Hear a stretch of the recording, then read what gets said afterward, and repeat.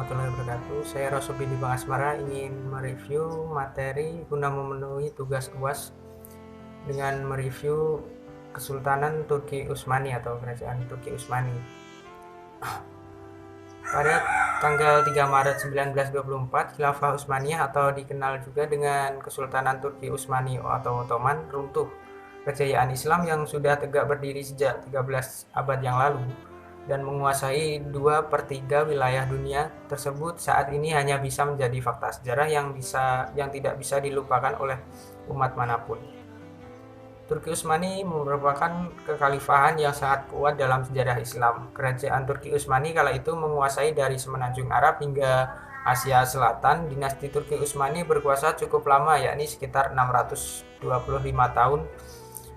Turki Utsmani pernah berjaya di bawah kepemimpinan Sultan Mehmed II yang dikenal sebagai sebutan Al-Fatih atau Sang Penakluk.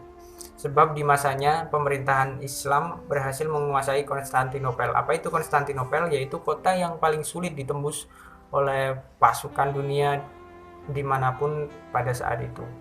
Mulanya Konstantin dikenal sebagai Bizantium pada usia 1000 tahun saat Konstantin Agung menjadikan ibu kota Kekaisaran Romawi pada 330 Masehi. Kota ini dinamai Konstantinopel. Namun pada 1453, bangsa Turki di bawah kepemimpinan Sultan Mehmed II menguasai Konstantinopel dan menjadikannya ibu kota Turki saat ini yang berganti nama menjadi Istanbul, dari Konstantinopel menjadi Istanbul. Ottoman kemudian mencapai puncak kejayaan pada Khalifah Sulaiman Al-Hanuni sepanjang abad ke-16 dan 17. Al-Hanuni sendiri bermakna sebagai sang pemberi hukum.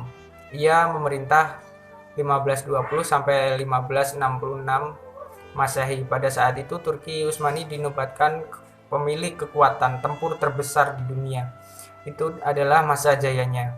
Kita menuju masa runtuhnya, yaitu umat Islam yang dahulu bersatu di bawah penerapan syariat Islam secara penuh dengan Al-Quran sebagai dasar negara, hancur bercerai-berai menjadi lebih dari 50 negara.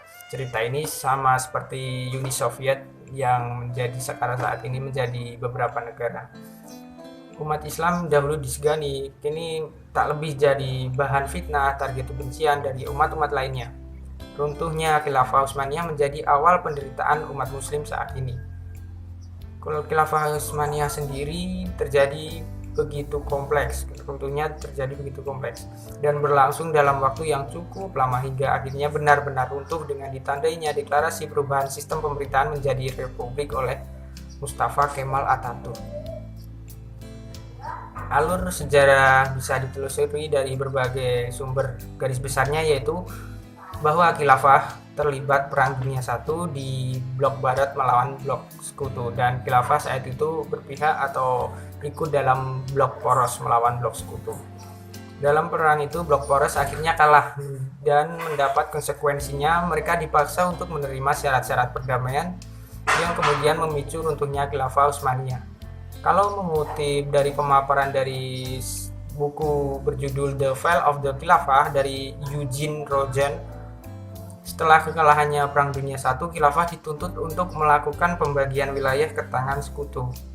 Mereka harus melepaskan wilayah Arab, kemudian wilayah Anatolia Timur yang dihuni bangsa Armenia dan Anatolia Barat yang terletak di Eropa, serta beberapa kota penting untuk berada di bawah kendali sekutu secara de facto. Kemudian wilayah tersebut praktis menjadikan khilafah sebagai negara yang jauh lebih kecil dari sebelum-sebelumnya. Nanti kita akan sedikit mengenal siapa itu Mustafa Kemal Atatürk. Mari kita bahas. Lanjut, akibat dari adanya perundingan tersebut memicu munculnya gerakan penolakan dari beberapa kalangan. Salah satunya adalah mereka yang mengatasnamakan Gerakan Nasional Turki. Nah, ini mereka bisa menerima syarat seperti hilangnya provinsi Arab, namun mereka tidak bisa menerima dipecahnya wilayah. Mereka menghendaki batas-batas yang kelak akan menjadi teritorial negara Turki modern. Bagi mereka, batas itu harus diperjuangkan meskipun dengan konfrontasi sekalipun. Gerakan ini kemudian ditanggapi oleh Khalifah dan menganggap mereka sebagai ancaman. Tokoh utama mereka yaitu ya tadi Mustafa Kemal Atatürk akhirnya dijatuhi hukuman mati, namun tidak berhasil terlaksana karena banyak penentang yang menolak hukuman tersebut.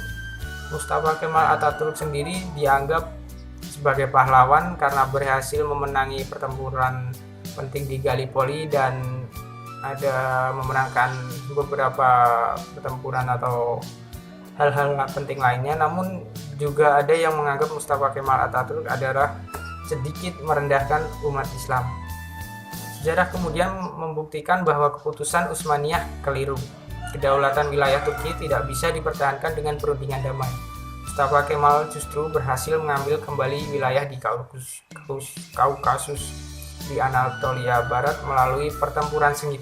Kelak kemungkinan kemenangan ini menghadirkan simpati warga atas gerakan nasional Turki yang awalnya menjadi oposisi, kemudian mereka mulai bersimpati dengan Kemal Atatürk. 1 November 1922 dilakukan Majelis Nasional Agung Turki. Khalifah Utsmaniyah dihapuskan selama-lamanya. Meski begitu, di beberapa bidang masih diberlakukan hal ini sama seperti tahun 1908, yaitu syariat sistem kekhalifahan masih berlaku di beberapa tempat.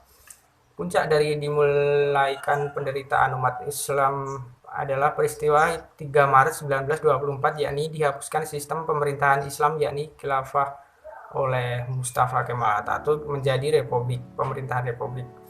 Namun tidak hanya itu, Mustafa Kemal Atatürk pun melakukan pemenuhan beberapa syarat lain yang diajukan oleh Inggris untuk mengakui kekuasaannya, yaitu mengasingkan keluarga Utsmaniyah di luar perbatasan, memproklamirkan berdirinya negara sekuler, dan membekukan hak milik dan harta milik keluarga Utsmaniyah. Sejak saat itu pula Mustafa Kemal mulai mengaburkan pemahaman Islam pada umat Islam saat itu. Dan ini ada yang menganggap Kemal Atatürk sedikit merendahkan atau mulai memudarkan ke Islam, corak-corak Islam pada saat itu. Bahasa Arab dihapuskan, diganti bahasa Turki, pelarangan penggunaan topi merah karena dianggap aksesoris kekhilafahan Utsmani, dan azan pun diganti dengan bahasa Turki bukan bahasa Arab.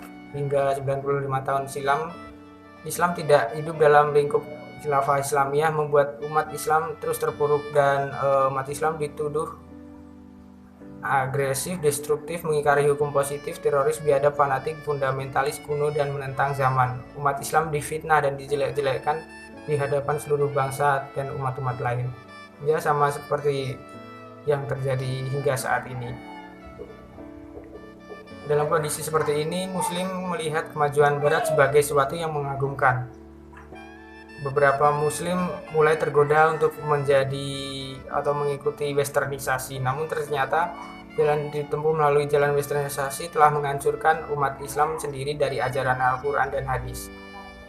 Sehingga menurutnya dari ajaran itu adalah karena kesalahan umat Islam sendiri. Pertama, kita bisa mengevaluasinya, yaitu yang pertama, banyak umat Islam yang tidak bangga akan keislamannya, dan kedua, banyak umat Islam yang hanya pintar karena ia hafal apa yang dia hafalkan, bukan karena ia mengerti apa yang atas kepintarannya tidak mendorong untuk menciptakan perubahan bagi kondisi umat Islam saat ini.